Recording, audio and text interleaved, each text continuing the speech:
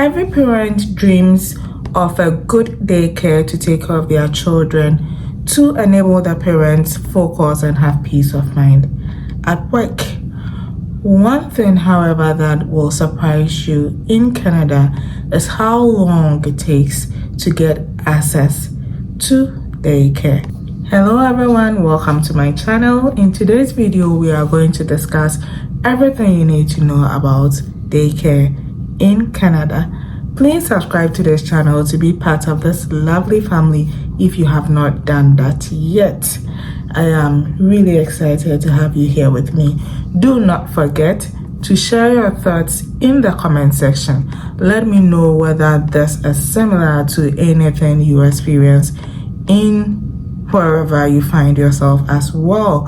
And if you are somebody considering traveling to Canada, or you are in Canada and expecting, or you are not yet a parent, then you would really want to pay attention to this video and probably act on it as soon as possible. In Canada, there are two types of daycare. So we have the unregulated one and the regulated one. So the unregulated daycare is done by people like the nannies and babysitters who would come to your home to care for your baby whilst you are away or you are busy. Okay, so they will come to your home and care for your babies for you. In this video, the main focus is on the regulated daycare. So in the regulated daycare, we have the home daycare and the daycare centers. The home daycares are daycares owned by individuals.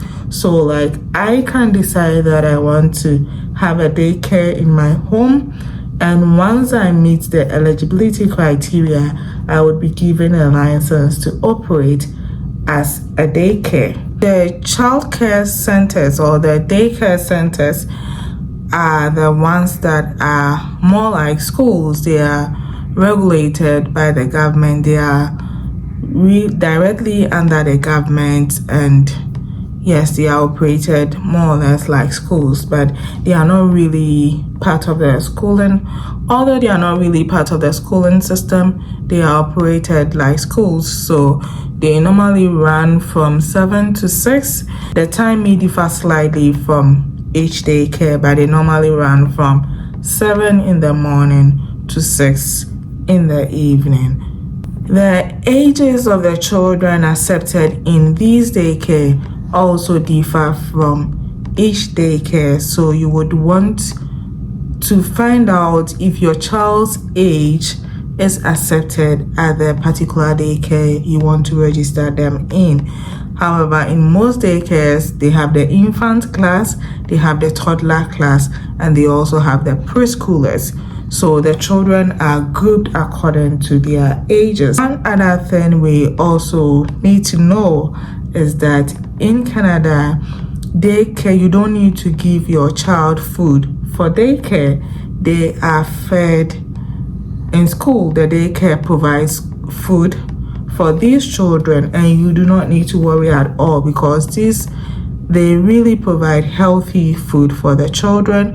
However, if your baby is still breastfeeding, you can still send breast milk along with the baby to daycare, and it will be given to the baby. You do not have to provide your children with food when they are going to daycare. Because of this, you need to let the daycare center know if your child has any allergies.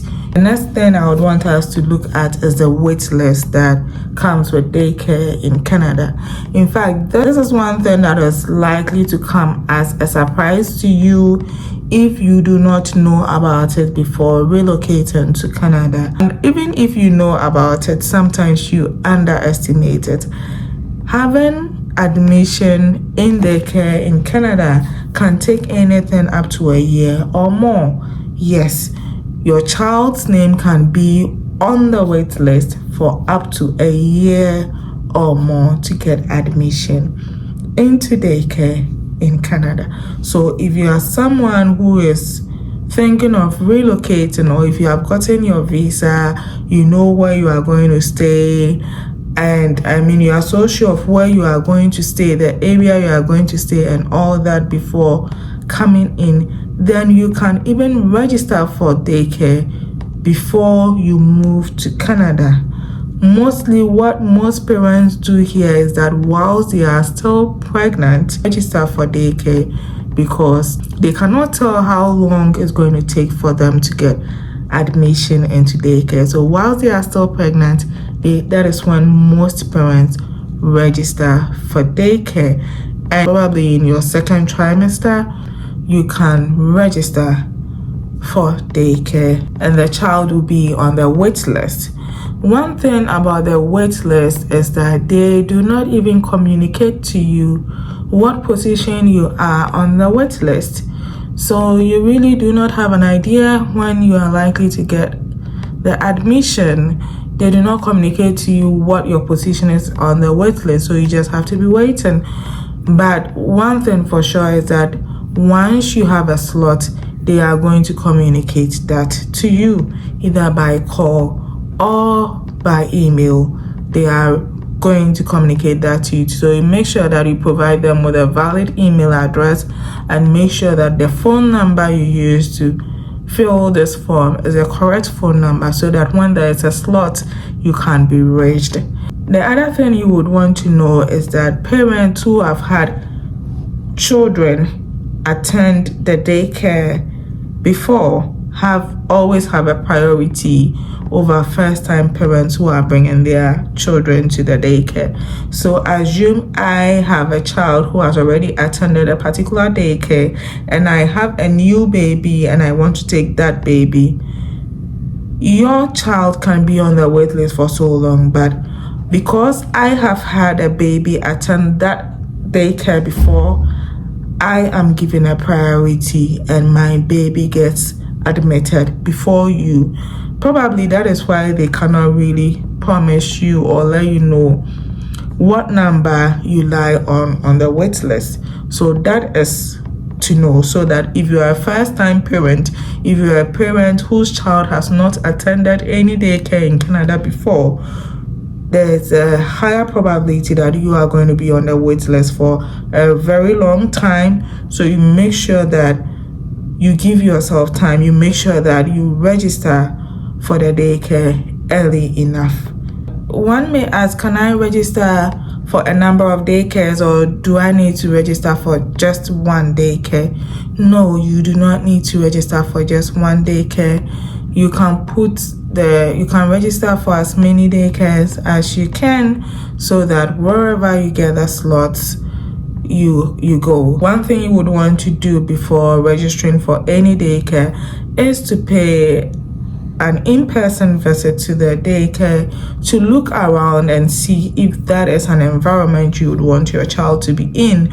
You would want to look at the ventilation. You would want to look at how the caregivers relate with the children. You would want to make your personal observations and decide whether that is a place that you would want your child to be.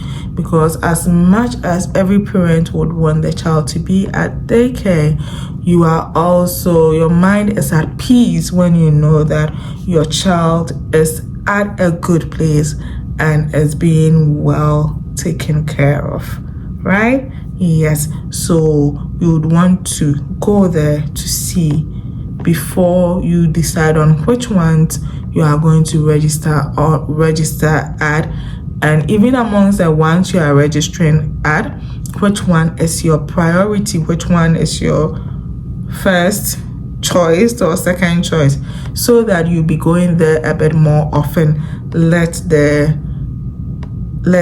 person in charge know that you are really counting on them, and show your interest in the ones that you really like, so that when there's a slot, you are notified. Many people also know that education in Canada is free to an extent. So you may think, is daycare also free? No, daycare is not free in Canada. However, you may be eligible to apply for subsidy. Okay, so the daycare is not free. However, you may be eligible to apply for subsidy, and depending on your income, you can either get a partial subsidy where you pay part of the cost and the government also bears part, or you can get a full subsidy where the government pays everything for you and you do not have to pay anything at all. What you need to know is that this subsidy will be based on your level of income. So if you are a very high earner, the probability that you get subsidy for daycare is minimal. If you are earning so high, if you're a high earner, you may not qualify to get subsidy. So it's really not free, but when you get a full subsidy, you wouldn't bear the cost. The government bears the full cost of the daycare for you. Okay, so who qualifies to get this subsidy?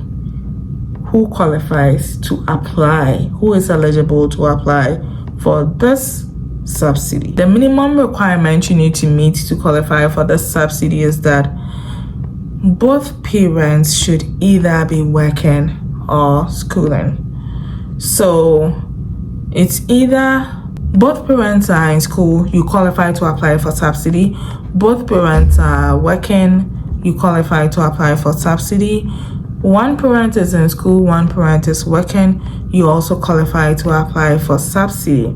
Where one parent is at home doing nothing, then you do not qualify to apply for subsidy, because if you are home, then you can take care of your child. So if you decide to take your child to daycare whilst you're at home doing nothing, then you should be willing and able to pay for the cost involved. However, if you are home and you are looking for job, you are hunting for job, and everybody knows that job hunting is not an easy thing. If you are home and you are hunting for job, you are in the process of searching for job, you still qualify to apply for subsidy. But with that, you are given a 90 days grace period within which you are supposed to find work or probably go to school, so that you are no more home. You would be given the subsidy, but within 90 days, you are supposed to either find work or go to school so that you can still have the subsidy. What happens if the 90 days expires or ends and you have still not succeeded in getting work? You will need to communicate that with your case worker. In most cases, they want to see evidences from you that shows that indeed you have been searching for work. So they would probably ask you to let them see the applications you've sent so far, if you've had any responses, if you've had any interviews, the progress you've made with your job search. So they'll ask for that, and if you are able to show them that, they may extend the time for you. So that is it with parents who are looking for work. So if you are home but you are looking for work, you shouldn't think that you won't apply for subsidy or you let your child stay home with you because you do not qualify to apply for subsidy. You do qualify. You do qualify to apply for this government subsidy. Yes. The last thing I would want to say is that you do not want to wait to get the admission before you apply for subsidy. I mean, you can be doing the two around this at the same time. You do not. Once you put the child's name on the wait list, you can apply for the subsidy, so that by the time the admission comes, the subsidy would be ready. I mean, the subsidy also has a wait list that you have to be on. So you do not want to wait till the child gets the admission before you go and register for subsidy wait list. When you get the admission or when you get the subsidy in no time, the admission will be out, or when you get the admission in no time, the subsidy will be out, so that they work well for you. Guys, let me know what the process is like where you are. The process is anything similar to what I have just spoken about here in Canada, or you have an entirely different process of getting childcare or daycare admission for your child. This is what childcare or daycare getting admission to childcare or daycare centers in Canada is like. Thank you so much for staying with me till this time. And if you have not subscribed yet, kindly subscribe and turn on your notification bell so that whenever I post a video, you will be among the first people to see it. And also share this video so that people who are considering traveling to Canada or first-time parents in Canada will see and prepare for what lies ahead of them. Thank you so much for staying with me, and see you in my next video. Bye.